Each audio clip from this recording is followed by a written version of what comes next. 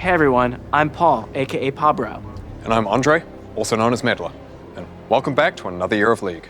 As we talked about last November, we'll have 3 uniquely themed seasons each year that will immerse you in moments and journeys throughout Runeterra and our alternate universes. And for our first season, we're heading to my personal favorite region of Runeterra. Welcome to Noxus. Now tomorrow when you log on to Summoner's Rift, it'll look a bit different. As a brief recap from our last dev update, here's a refresher on what's changed. Noxus has invaded the Rift with new art, music, structures, and a new objective, Artican, the Bringer of Ruin. Otacon will spawn on either side of the map at 20 minutes in 2 unique forms with some permanent terrain changes, and he'll give a buff to whichever team kills him. There are new runes, items, changes to teleport, and a new system called Feats of Strength that give you access to newer, more powerful boots. Now, all of these changes go live tomorrow, and so they'll be there for your ranked climb. Speaking of which, as a reminder this year, we're only going to have 1 ranked reset, which also happens tomorrow. Now, there are also some other changes you'll notice when you launch the game. We simplified the home screen, making it easier to track the season's progress, see what's new, and just generally decreased overall clutter. This season will last 8 patches, split into 2 acts that will have their own battle pass with various act-themed rewards like skins, borders, and more. We want to immerse you in Noxus by connecting your League experience both in and out of game. For example, that means things you saw in yesterday's cinematic will be coming to League. If you haven't watched the cinematic, we recommend doing so before watching the rest of this video. Spoilers ahead. Okay, without further ado, let's get into the first thing you saw yesterday that'll be coming to League this season. Mal Medarda. Yesterday we saw Mal continue her journey after Arcane and arrive on the shores of Noxus, where her ambition will be tested among the Great Houses. Mal will be arriving in-game next patch with a new Noxian appearance. We wanted to reflect her embracing her Noxian roots and heritage at this phase in her life. And along with the new look, she'll also be bringing a new type of gameplay that we haven't had in League before, projectile reflection.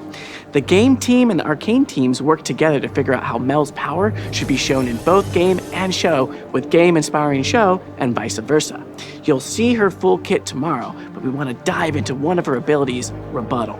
Now, this spell reflects projectiles back against their source. So if Yasuo, Braum, or Samira could block it, Mal can reflect it. Targeted spells like Veigar's ultimate will target their original caster.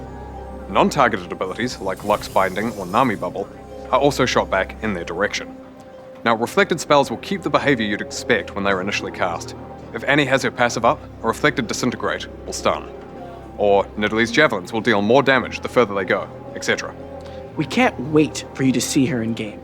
Additionally, if you want to learn more about her family backstory in depth, make sure you check out the novel Mbessa, Chosen of the Wolf, when it releases in February. To celebrate the launch of the season of Noxus, Mel will be unlockable for free as one of the seasonal missions. For now though, we're going to hand things over to some other folks from the League team. We'll share more about what you can expect as we journey through Noxus.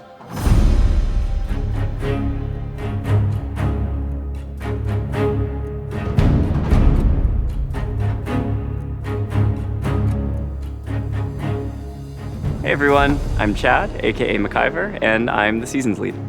And I'm Bryce, aka Riot Athelos, longtime Rioter and League's newish creative director. I started on this role about a year ago, but I've been at Riot and working with League for over 9. Over the years, one of the things that we've loved most about working on League is how much you love it. The world, the champions, the lore. And so do we. League has such a rich and vast world, but sometimes that richness lacks the depth you and we think it deserves. And this is why we decided to build on that storytelling as we head into our first season. Yeah, we want seasons to unify League in a way that connects the in-game and out-of-game experiences. You've already seen a lot of the ways that Season 1 is going to help Noxus come to life in League with gameplay updates. And as the season goes on, there'll be more in-game thematic narrative expressions, like the Reckoning Pits of Noxus, making their way into Arena, as well as out-of-game ones like motion comics and minigames. We were really excited by the reception to Spirit of Hearthhome last year. We loved giving you a unique introduction to Aurora, and we're going to continue experimenting with ways that bring our worlds to life and connect those in-game and out-of-game experiences. In Season 1, one of the ways that we'll do that is with a new genre of minigame that will debut in Act 2. We also want to confirm something that you probably saw in yesterday's cinematic, specifically around LeBlanc. She's a beloved, iconic champion in League, but she's in need of some modernization. One of our goals is to tie champions and champion updates to seasons, so we felt that a season focused on Noxus would be the perfect time to give LeBlanc a visual update. You'll see more of LeBlanc in her new look later this season. Lastly, we also want to talk about where seasons can take us. This year is primarily focused on Runeterra, but we're really excited about the possibilities that alternate universes bring to seasons. Yeah, just imagine a world of bees. Just literally bees everywhere. You're a bee. I'm a bee. We're all bees working for Queen Bee Syndra. You had me, you lost me, you brought it back. We'll think about that, but I think we should consider some other choices too. Okay. But anyway, our goal really is to deepen the connections to our champions, and because of that, we won't always be able to include every champion in every season. With the release of Mel, we'll have 170 champions. We'd rather have a stronger narrative for the season and do the champions justice, rather than be shallow across every single one that could fit. We are really excited for you to experience what the team has built, and we can't wait to see what you think as we start on this journey. With that said, we'll hand things over to Cosmetics, who will share more about what you can expect.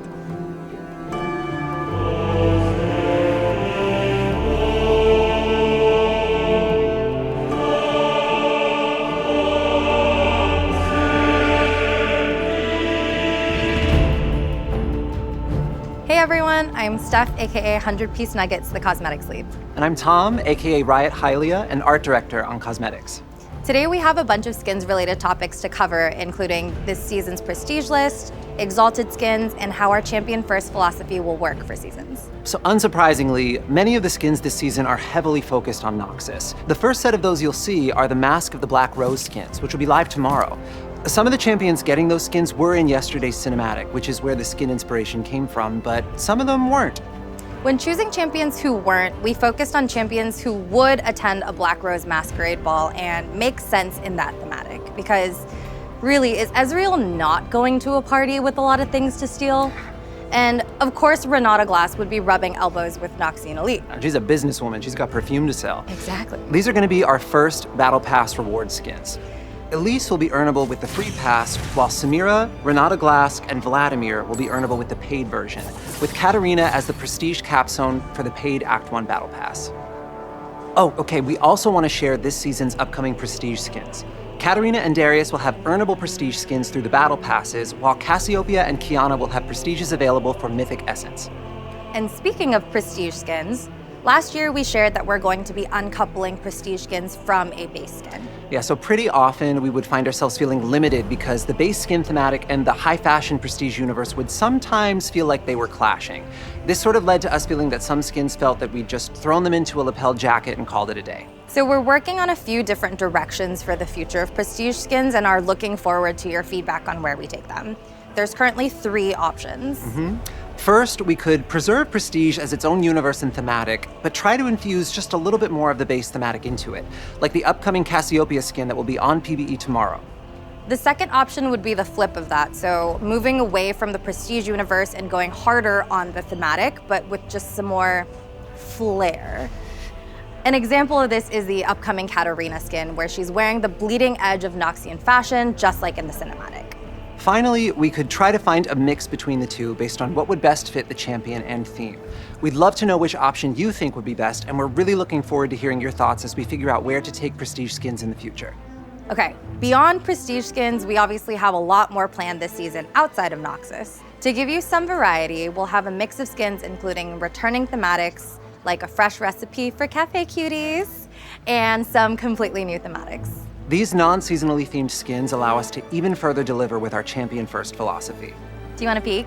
Yes, please. Okay, so for April Fools this year, we wanted to pay off Shaco's mischievous nature and lean into his deep lore for his first legendary skin. It's cats. It's cats? It's cats. It's cats.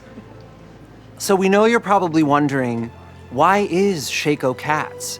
And the answer is obvious. He's got boxes, and if it fits, he sits. We had a ton of fun working on this skin, and some of our own junglers debuted as vocal talent. So enough cats, anyways. As we shared last year, even though we're only doing 1 ranked reset, we're still going to be doing 3 victorious skins across the 3 seasons. The Victorious skins will remain their own thematic, regardless of the season they're tied to. Since they have their own thematic design, it's already really clear what a Victorious skin is when you hear about it. It just didn't make sense for us to tie this to a specific season's theme as well. We also wanted to share who's going to be receiving an Exalted skin this season. Coming up first is Radiant Serpent Set to celebrate the Year of the Snake. And while we don't want to spoil what the exact skin is for our second Exalted skin of the season, we do want to share that it'll be Mordekaiser. For now, we'll leave you just with a little hint. He's going to be coming to the Rift in a way that Runeterra hasn't seen in like a bajillion years. That's it for us today, so we'll hand things off to esports to talk a bit about their plans for the year. Thanks so much for watching, and welcome to Noxus.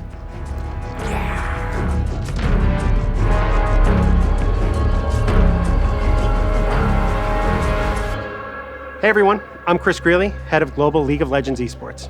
And I'm Waylon Roselle, Chief Operating Officer of Esports.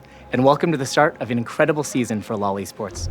This year we've got plans to bring you even more unforgettable moments, from major updates in Split 1 to an expanded global event roadmap. We have a lot to cover, so let's dive into what's in store for LoL Esports this year and beyond. One of the biggest changes we have coming this season is the full Fearless draft in Split 1. We want Fearless to bump up the competition to a new level by banning champions picked in previous games within a best-of series. This change will force teams to adapt and bring out their full champion pools.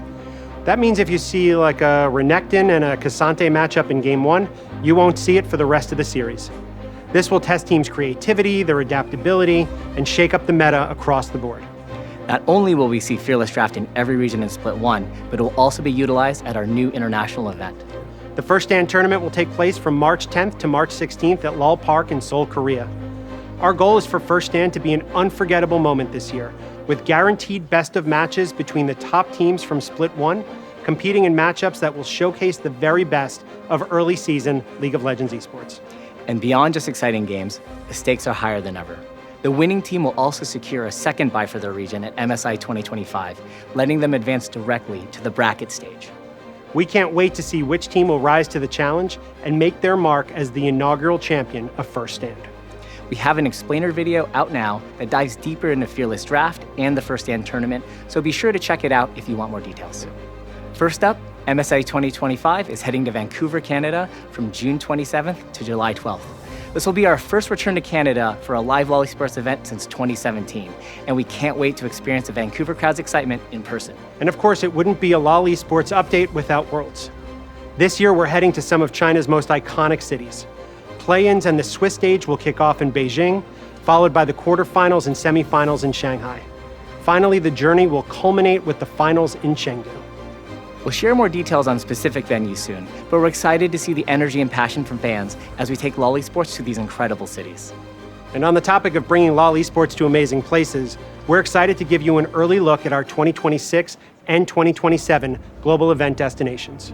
In 2026, we'll be taking our events to some of my favorite places, starting with First Stand in Brazil. Brazilian fans bring amazing energy to live events, and we're excited to kick off the season in such a vibrant esports community once again. It's gonna be awesome. Next, we'll head to Korea for MSI 2026. I think I speak for all of us when I say that we can't wait to go back to Korea for another esports tournament. And finally, Worlds 2026 will return to North America. This is always a huge moment for us, and we're looking forward to bringing the thrill of Worlds back to our North American fans. In 2027, we'll be taking First Stand to Southeast Asia. MSI will return to Europe, and Worlds will once again be hosted in Korea. And with that, it's time to officially kick off the 2025 season. Whether you're tuning in to cheer on your favorite region or just keeping an eye on the competition, you won't want to miss a moment. So that's a wrap on all things LoL Esports. Thanks for joining us, and here's to an amazing season ahead.